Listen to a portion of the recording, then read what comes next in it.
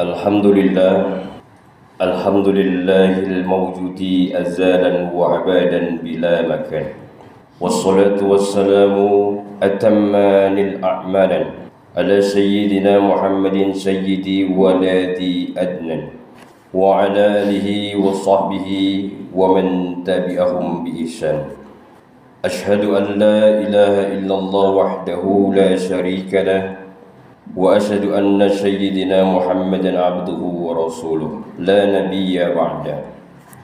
أما بعد فإني أوصيكم ونفسي بتقوى الله العلي القدير القائل في محكم كتابه: إن الله يأمر بالعدل والإحسان وإيتاء ذي القربى وينهى عن الفحشاء والمنكر والبغي يعظكم لعلكم تذكرون.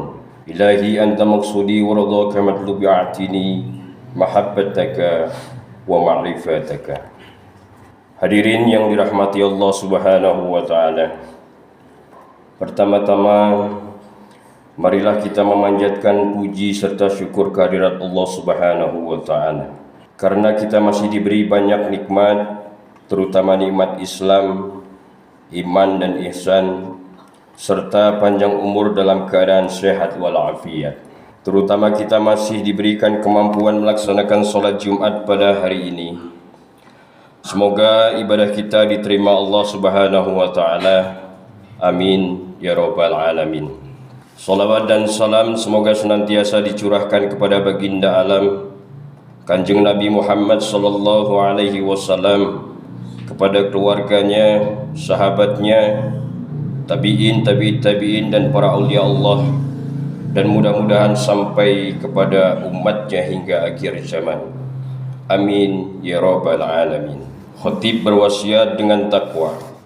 Mari kita berusaha untuk terus meningkatkan ketakwaan kepada Allah Subhanahu wa taala dengan cara melaksanakan segala perintahnya Allah dan menjauhi segala hal yang dilarang Allah Subhanahu wa taala. Takwa yang mampu melahirkan kecenderungan hati untuk berbuat baik kepada sesama manusia. Karena sejatinya Allah telah memerintahkan kepada manusia untuk selalu berbuat ihsan, baik terhadap Allah maupun sesama manusia. Innallaha ya'muru bil adli wa ihsan wa ita'i dzil qurba wa yanha 'anil fahsya'i wal munkar wal baghi ya'idukum la'allakum tadhakkarun. Artinya, sesungguhnya Allah menyuruh kamu berlaku adil dan berbuat kebajikan, memberi kepada kaum kerabat, dan Allah melarang dari perbuatan keji, kemungkaran dan permusuhan. Dia memberi pengajaran kepadamu agar kamu mendapat mengambil pelajaran. Quran Surah An-Nahl ayat 90. Wabtaghi fima atakallahu ad-darat akhirah wa la tansha nasibaka minad dunya wa ahsin kama ahsanallahu ilaika wa la tabghi fasada fil ard innallaha la yuhibbul mufsidin.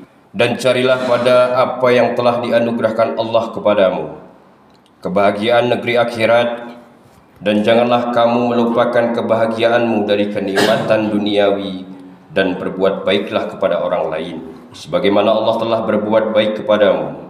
Dan janganlah kamu berbuat kerusakan di muka bumi, sesungguhnya Allah tidak menyukai orang-orang yang berbuat kerusakan. Dari dua ayat di atas, Allah telah memerintahkan kepada manusia untuk berbuat ihsan. Berlaku adil merupakan manifestasi berbuat baik, sedangkan berbuat kemungkaran, keji, permusuhan adalah manifestasi dari tidak berbuat ihsan. Hadirin yang berbahagia, secara bahasa ihsan berasal dari kata ahsana yahuna ihsanan, artinya berbuat baik.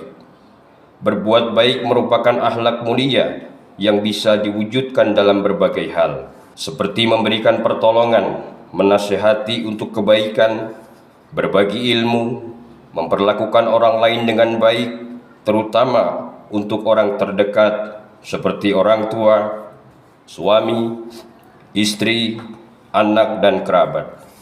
Dalam lingkup luas, Berbuat ihsan dapat diwujudkan dalam bentuk berbuat baik kepada tetangga, teman sejawat di tempat kerja, dan terhadap semua orang yang kita berinteraksi dengan mereka dalam kehidupan sehari-hari, termasuk menghormati tamu. Hadirin yang berbahagia, berikut beberapa contoh berbuat ihsan baik kepada orang tua, kerabat, anak yatim, fakir miskin, tetangga maupun tamu. Berbuat baik kepada orang tua bisa kita lakukan dengan cara bersikap tawadhu, mengasihi, memelihara, menjaga dan mendoakannya. Allah Subhanahu wa taala berfirman, "Wafid lahuma janahadulli minar rahmah wa qur rabbir hamduma kama rabbayani shaghira." Dan rendahkanlah dirimu terhadap keduanya dengan penuh kasih sayang dan ucapkanlah, "Wahai Tuhanku, sayangilah keduanya sebagaimana mereka berdua telah mendidik aku pada waktu kecil." Berbuat ihsan kepada kerabat bisa diwujudkan dalam berbuat baik dan peduli kepada mereka. Allah Subhanahu wa taala berfirman, "Innallaha ya'muru bil adli wa ihsan wa iyata'i qurba wa yanha 'anil fahsya'i wal munkar wal baghi ya'idukum la'allakum tadhakkarun." Sesungguhnya Allah menyerumu berlaku adil dan berbuat kebajikan, memberi bantuan kepada kerabat, dan Dia melarang melakukan perbuatan keji, kemungkaran dan permusuhan. Dia memberi pengajaran kepadamu agar kamu dapat mengambil pelajaran. Bagaimana cara berbuat ihsan kepada anak yatim? Dijelaskan Rasulullah SAW dalam sabdanya, "Aku dan orang yang memelihara anak yatim di surga kelak akan seperti ini." Seraya menunjukkan dua jari tengahnya dan jari telunjuknya. Hadis riwayat Bukhari, Abu Daud dan At-Tirmidzi. Ihsan kepada anak yatim merupakan anjuran Rasulullah SAW dengan cara memelihara dan mendidik anak yatim dalam kebutuhannya. Adapun berbuat ihsan kepada fakir miskin dengan cara menolong mereka, baik dengan harta maupun yang lainnya. Rasulullah SAW bersabda, "Orang-orang yang menolong janda dan orang miskin seperti orang yang berjuang di jalan Allah." Hadis riwayat Muslim dan Abu Hurairah. Berbuat ihsan kepada fakir miskin dapat dilakukan kapanpun, dapat bentuk bantuan berupa uang, makanan, baju dan lainnya. Hadirin yang berbahagia, bentuk ihsan kepada tetangga telah dijelaskan Rasulullah SAW dalam sabdanya, "Tidak beriman kepadaku barang siapa yang kenyang pada suatu malam, sedangkan tetangganya kelaparan, padahal ia mengetahuinya." Hadis At-Tabrani. Berbuat ihsan kepada tetangga dapat melalui berbagai hal, seperti memberi makan, sering bertegur sapa, memberikan bantuan, dan masih banyak lainnya. Adapun ihsan kepada tamu dengan memuliakan tamu, dengan cara menghormatinya, menjamunya, menjaga barang-barangnya, dan menunjukkan jalan. Rasulullah SAW bersabda, "Barang siapa beriman kepada Allah dan hari akhir, hendaklah muliakanlah tamu." Hadis riwayat Jamaah kecuali Nasa'i. Lalu apa keuntungan bagi orang yang mampu ihsan?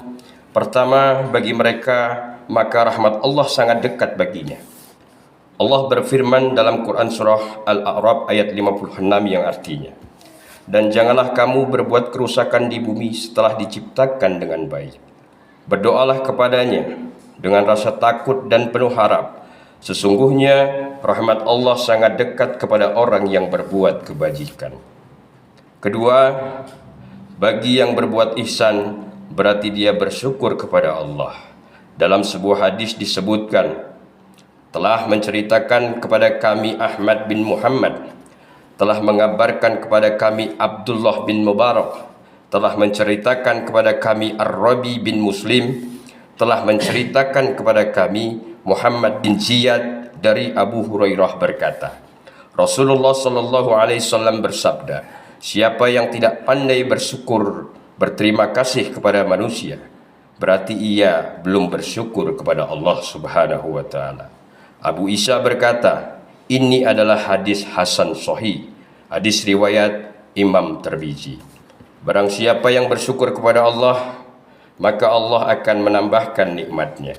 Dan ingatlah juga tatkala Tuhanmu memaklumkan, sesungguhnya jika kamu bersyukur, pasti kami akan menambah nikmat kepadamu. Dan jika kamu mengingkari nikmatku, maka sesungguhnya azabku sangat pedih.